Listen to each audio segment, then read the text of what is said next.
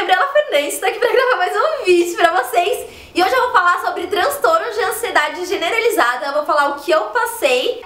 Mas antes de começar o vídeo, eu queria pedir pra vocês avaliarem o vídeo, se inscreverem no meu canal, se inscreverem em todas as minhas redes sociais que vai estar aqui embaixo, tá? E comentarem aqui embaixo que tipo de vídeo vocês gostam. Se vocês tiverem alguma pergunta sobre o tema do vídeo, podem deixar aqui embaixo que talvez esse vídeo pode ajudar alguém, tá bom? Então vamos lá. Eu vou falar como tudo começou. Em 2013 eu fui diagnosticada com um transtorno de ansiedade generalizada, mas tudo começou em 2011. Então eu demorei todo esse tempo pra descobrir o que eu realmente tinha, porque não teve um fator que aconteceu na minha vida no momento que eu comecei a ter crise de ansiedade pra que tudo começasse a acontecer. Não teve nada em específico e depois eu comecei a ter crise, sabe? Então por isso foi muito difícil eu procurar ajuda, eu saber o que estava acontecendo comigo, tá? Vou falar como tudo começou.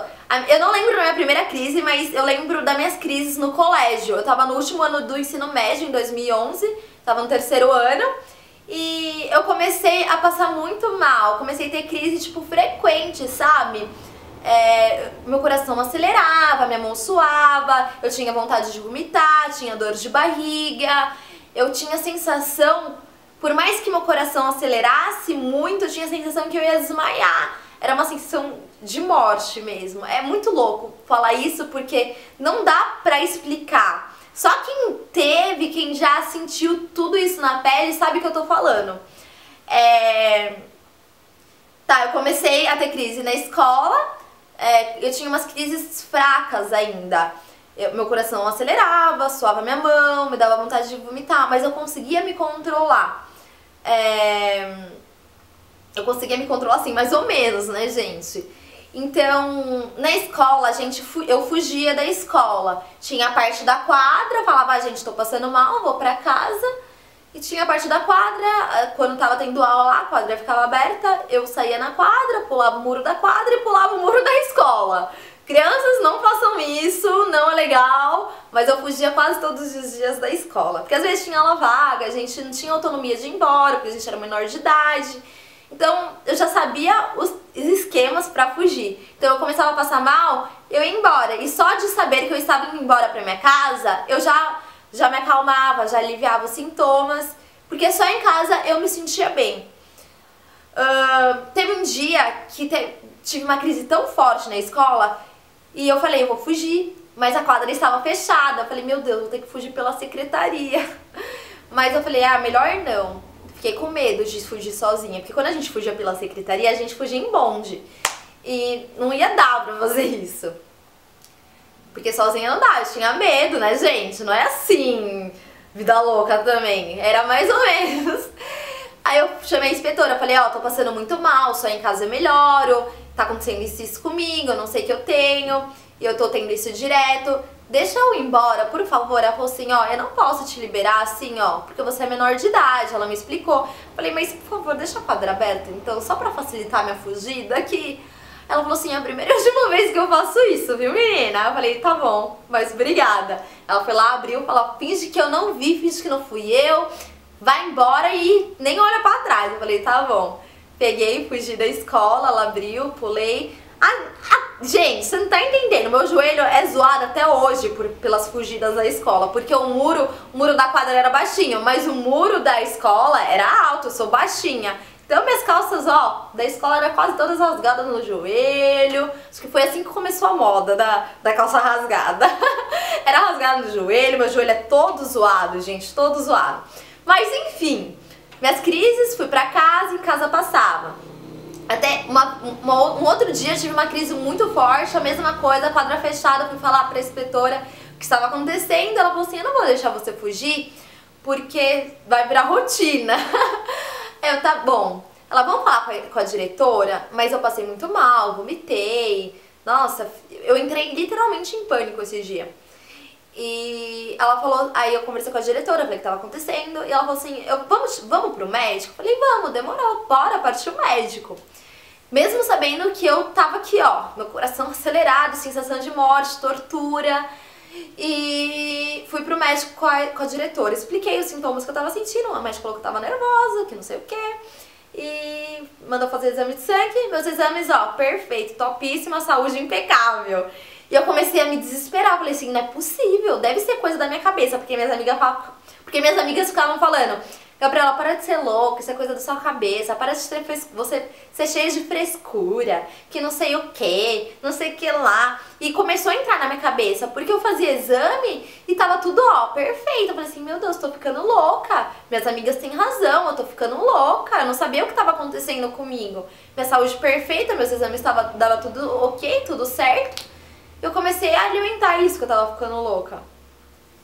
E foi muito difícil pra mim, porque a cada crise minhas amigas ficavam falando, você tá ficando louca, para de frescura, se controla. E quando elas falavam isso, a crise dobrava, piorava, e era surreal a forma que piorava.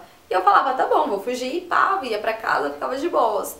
Mas foi torturante, porque eu chorava, eu não queria mais sair de casa, eu ficava com um carinha na época, e eu parei de ficar com ele, porque eu não sabia explicar o que estava acontecendo comigo, e todo mundo ia me chamar de louca também, e foi torturante isso pra mim. Só quem conviveu comigo de perto sabe o que eu passei, porque não foi fácil, não foi fácil. Eu comecei a alimentar que eu tava ficando louca, parei de sair, porque eu saía, eu vomitava tudo que eu comia, eu passava mal na rua. E eu sempre fui muito de sair, eu sempre fui muito tímida, gente, mas sempre fui muito de sair com meus amigos, eu conseguia ser eu mesma no meu núcleo, na minha roda de amigos.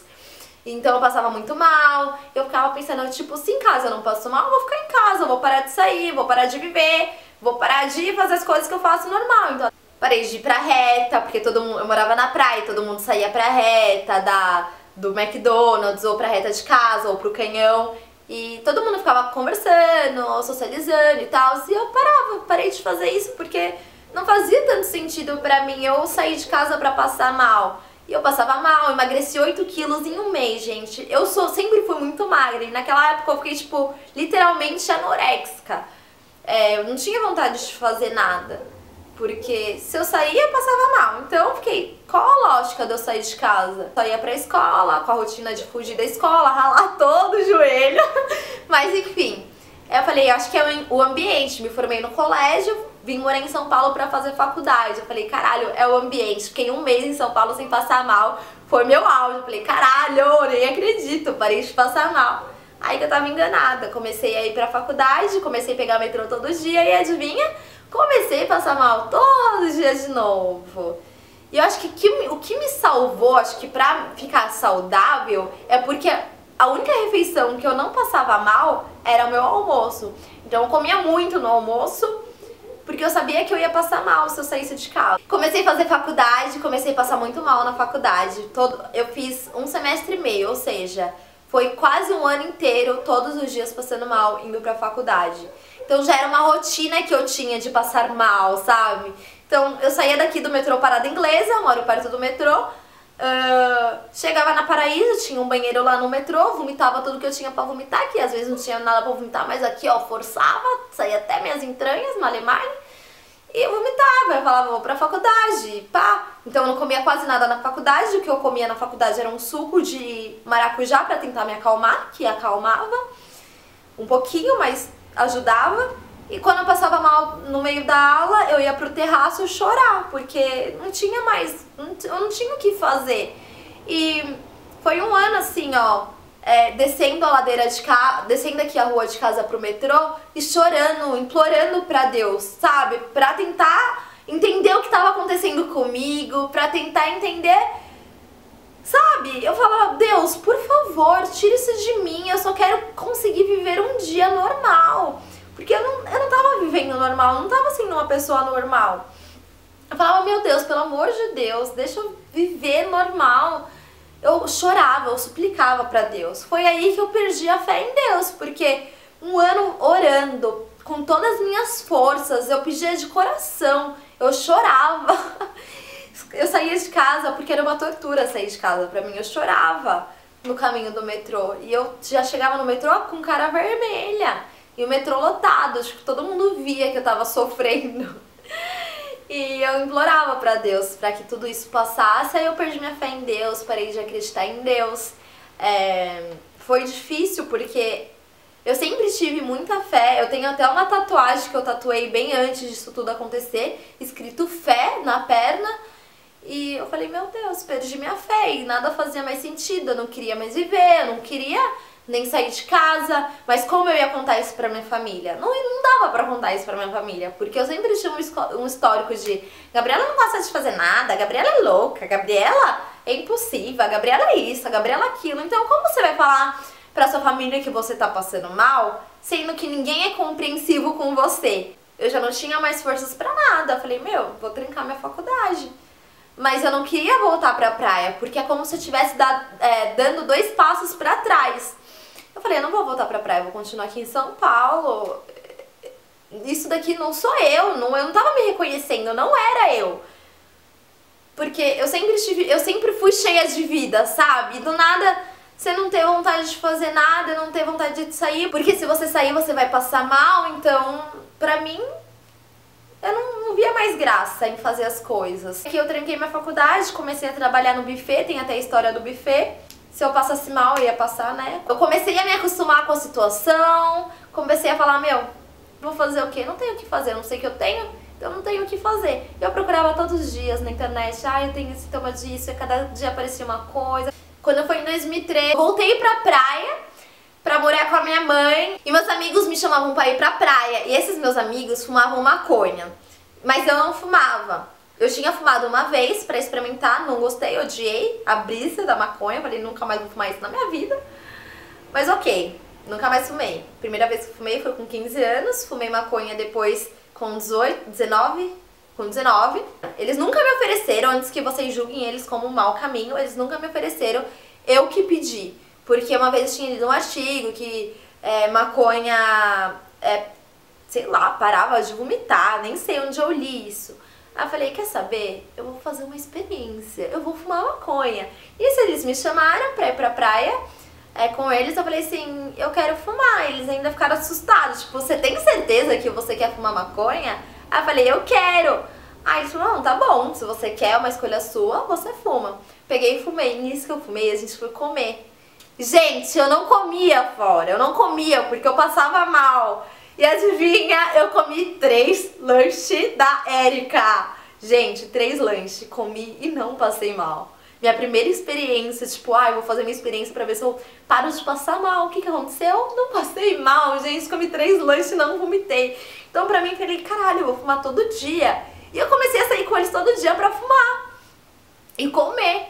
Eu comecei a me sentir super bem, super disposta. Nossa, eu não acredito. Mas a gente fumava só à noite, tá? E era um momento de felicidade, pleníssima, né? Mas eu ainda queria me tratar, assim, da crise, porque se eu saísse à tarde pra pagar uma conta, pra ir na padaria, me dava muita crise, muita ansiedade. E eu falei, mãe, marca médico pra mim que eu preciso saber o que tá acontecendo comigo. Nisso eu cheguei na médica, eu não falei só os meus sintomas, eu falei tudo que tinha acontecido na minha vida. E eu desabei na médica, eu chorei, eu chorava que nem criança, gente, eu chorava. E a médica até se assustou, porque ela veio me abraçar, me acalmar, falou que ia ficar tudo bem, que ela ia me ajudar, me encaminhou pro psiquiatra, mas na época eu não tinha convênio. E demorava muito pra poder passar no psiquiatra. E eu falei pra ela, não consegui passar. E eu voltei, retornei pro consultório, e eu falei, tá acontecendo isso, eu não consegui passar. E ela falou assim, minha especialidade é psiquiatria, então eu vou te ajudar aqui aqui. Então você retorna todo mês, a gente vai vendo como você vai melhorando. Ela me receitou fluoxetina, eu tomei uma cápsula todos os dias, mas não fez nem cócegas, ela dobrou a dose. O primeiro mês, gente, foi assim, minha crise dobrou, triplicou. Ela falou que isso era normal, que ia acontecer pra eu ser forte, pra aguentar esse primeiro mês, que depois ia ficar tudo bem. E eu chorava, tinha insônia nesse primeiro mês, eu tinha uma crise, até dentro de casa eu tinha crise, eu passava mal, meu coração acelerava, minha mão suava. Mas passou esse um mês, gente.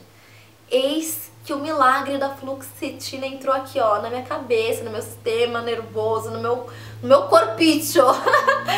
E foi aí onde eu melhorei, tipo, de vez.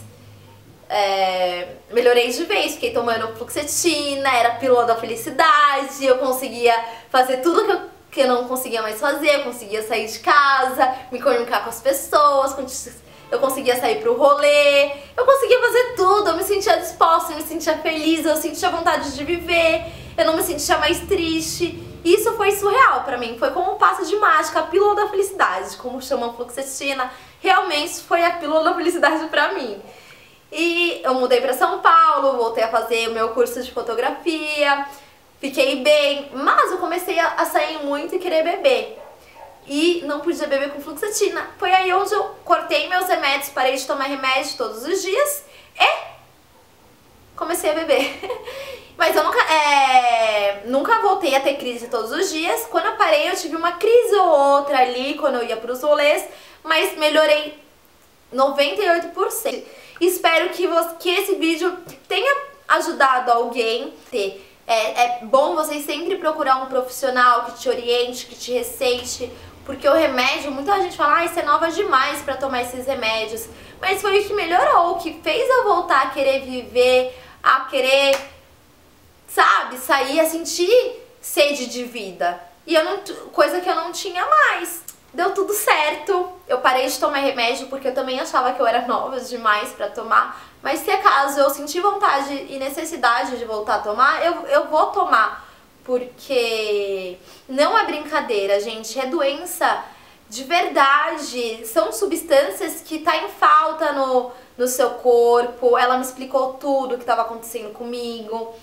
E não tenham vergonha, não tenham medo de procurar ajuda, porque eu tive preconceito, eu tive vergonha, eu tive medo em diversas vezes. Eu comecei a fumar maconha porque aliviava meus sintomas.